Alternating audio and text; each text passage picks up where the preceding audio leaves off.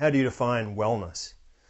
I think generally our society struggles to know what wellness really is, and we tend to think of wellness as being, the people who have the fittest, most athletic bodies, or maybe the clearest skin. And I think we drive ourselves really insane with these expectations and the striving after this sort of view of wellness, which is such a superficial view. And I'm interested in expanding the concept of what wellness is way beyond the surface into something with far more depth. And I want to tell a story that will illustrate what I'm saying here about wellness. It's a story about two guys, old guys, who are in hospital. They're both confined to their beds, very sick. They're sharing a room together. One of them is under the window in the room, the other one's away from the window, and they strike up a bit of a friendship. And so they start talking to each other. The guy under the window tells the other guy what he is seeing out the window. So he paints all these incredible pictures about what's going on, the type of day it is, the colours, some of the things that are going on out there. Children are playing. He even describes a parade that's passing one time. So they get this great friendship and conversation going, and then after a couple of days, the guy under the window dies. Now the guy away from the window says, "Can I be moved to that spot near the window so I can see all of these incredible things that have been described to me?"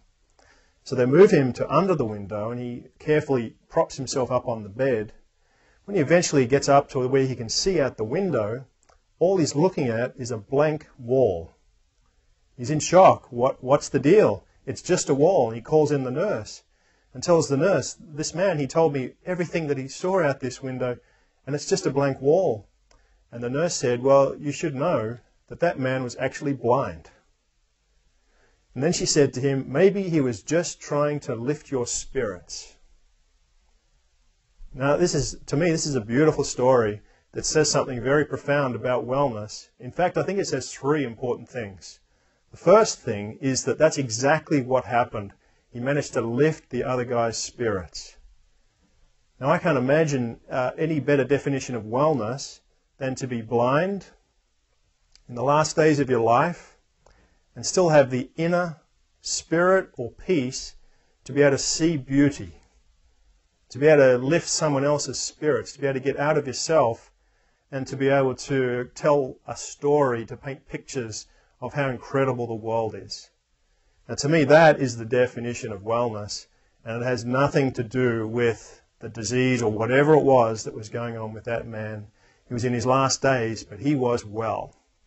Now, the second thing is that the man who stayed there, who took over the window bed, it doesn't tell us what happened to this man, the story. We don't know if he recovered or if he got worse. And once again, the fact that his spirits were lifted made him well.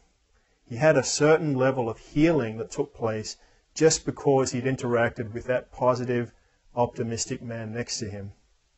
And then the third point that I take from that story is that once you redefine wellness, once you go deeper with the concept of wellness to include your spirit, in other words, your sense of inner peace or your whole well-being, once you define wellness that way, it's not something that you have to wait for. You don't have to go on a program to get it. You don't have to go on a diet to get it. You don't have to hit the gym to get it. You can get it right now. You don't have to wait to be well from that perspective. You can be well right now.